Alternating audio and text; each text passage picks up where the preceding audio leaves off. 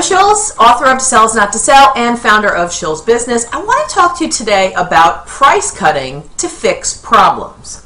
So often, especially today in this whole economic craziness that we're in, you will go in and talk to a potential prospect and they'll say, I really like what you have, but we just really can't afford it. We just really don't have the budget.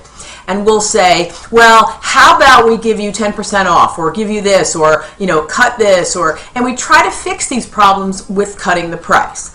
Let me explain to you that it has nothing to do with money.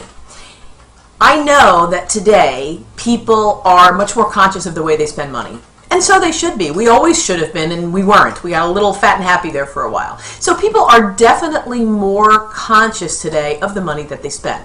But because we're more conscious doesn't mean that we are not going to spend a certain amount of money to buy something that we believe has value. And when we believe it has value, we will find money to do it.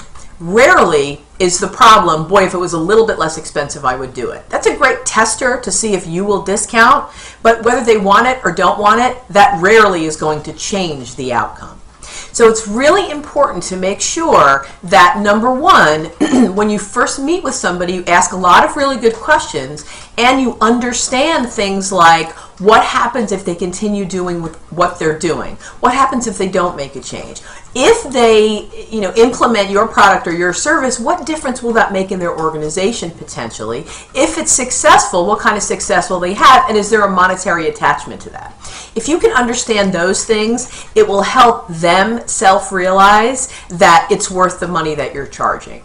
So that's what's really important. It's the work we do previous to that as opposed to when we get to the price, because the price is merely subjective, and if they believe that what you're going to bring to the table is going to make sense, they will spend the money. And if they don't, they won't anyway. You'll end up discounting yourself to a point where they still are saying no. You continue to discount yourself, and then you go around and chase them to see if you can get them to do it anyway. So it has very, very little to do with money. So don't let money fix problems with your prospects, because it doesn't.